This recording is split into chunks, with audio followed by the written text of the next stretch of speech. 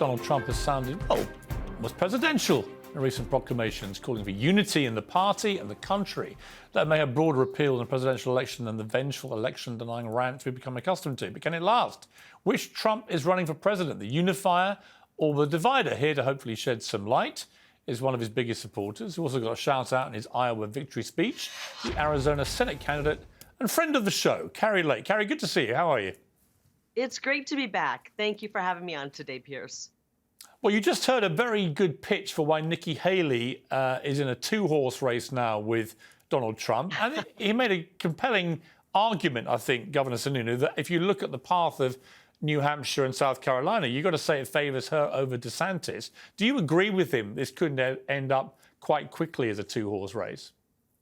You know, I think we're going through some formalities. I think President Trump is already the nominee, and the American people understand that. But it's a little bit of an ego trip for the others and a vanity project. And I guess we just have to wait until they come to grips with reality that President Trump will be the nominee, and he's going to lead us back to our greatest days here in America with a secure border and a great economy, and frankly, world peace, which I think the whole world will benefit from. Are we going to get the Trump that we heard in his Iowa victory speech, which was far more unifying? He's very complimentary about his rivals. He was very unifying in his language about bringing independents and Democrats together with Republicans, which is what a lot of average Americans, I think, are crying out for, an end to the toxic tribalism and a more unified country. Is that the Donald Trump we may see if he won a second term, do you think? I think we will see that. And, you know, I didn't hear that from the others that were running in their speeches on Monday night. They were very much still attacking President Trump and his the folks who support him. But President Trump does want to bring this country together. I talk to him quite often. And in his policies, he did bring this country together. You have to remember, when he was president, Pierce, we had an incredible economy. We had the lowest unemployment rate in the entire time I've been alive.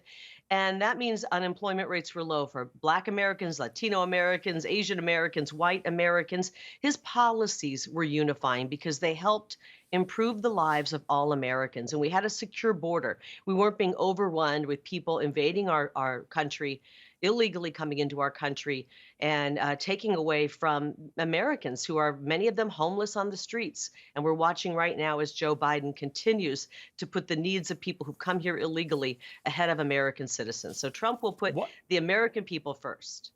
What if he's in prison? I mean, genuine question. He's facing 91 criminal charges.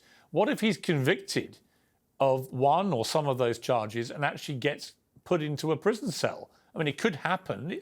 Under the Constitution, he would still be able to run the country, but would that be a good thing? We've seen the witch hunts. They've been going on since President Trump had the courage to step into the political arena. There's been one witch hunt after the next, and most of it fueled by the media, sadly. And even if he was sitting in Alcatraz, the people will vote for him because they know that he is going to put America first. And in the last 3 years under Joe Biden, we've watched as America has been put last. We've learned how he's taken payouts and bribes from some of our adversaries, and we are all suffering because of it. And we just want to get policies back that put our country first, strengthen our families, strengthen our border, and strengthen our security, and give us a decent energy policy. Here's the problem. I wrote a column yesterday in which I extolled the landslide victory. It was spectacular. It's an amazing comeback story unfurling with Donald Trump. But in the weeds of some of the data were some concerning numbers, like 30% of Republicans, when asked, said that they would not support him if he was convicted of a crime. That's a big number of Republicans. You've got to assume that percentage would go up with independents, who would be crucial to him potentially winning a general election. Are you not concerned about that? I mean, it may well be, as you say, all a liberal witch hunt, or it may not. But if he's actually convicted, it does seem like many Republicans would be deterred and may prefer to then pivot to another candidate. Well, you're always going to have those Republicans who have Trump derangement syndrome. And I think they will eventually start to come around as we get closer to the election. I've looked at the polls, actually. I've been following them very closely. And President Trump is the only Republican who can win and can beat Biden or whomever they put forth as their candidate. The others can't win. And you've got to have the Trump supporters behind you to get a victory. And the Trump supporters' dedication to President Trump, because they know that he's helped us, they know that he's put us first. His support is a mile deep. These other guys' support is about an inch deep, and it won't last. If he wants to win a general election, why should any of us accept the result? Why shouldn't we just all pull a Trump and say, no, not having it, never happened. The other guy Biden got stolen, got robbed, and just keep saying that for the entire tenure of Trump's second term? I mean, seriously, why shouldn't Americans just, not me, but Americans just return the favor? Yeah. We heard that in 2016. Remember, Hillary was the original election denier. That's the term they use. We've all been called that. And this is one of the reasons, Pierce, why I've been pushing and working really hard to bring about election reform. Because frankly, since 2000, we've had elections where one year it'll be the Democrats saying they don't think it was fair. The next time it's the Republicans.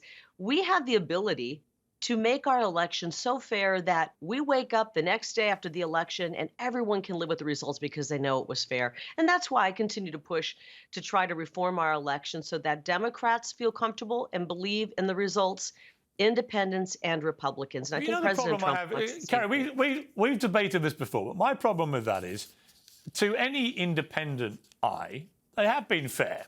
Your election, Trump's election, they were fair. And most senior Republicans have accepted this. And to continue bleating about having an election robbed makes it difficult for you to then claim victory, doesn't it, in elections? Well, I will point out that you brought up the whole topic. So it was your topic that you brought up and asked me about. And I just answered.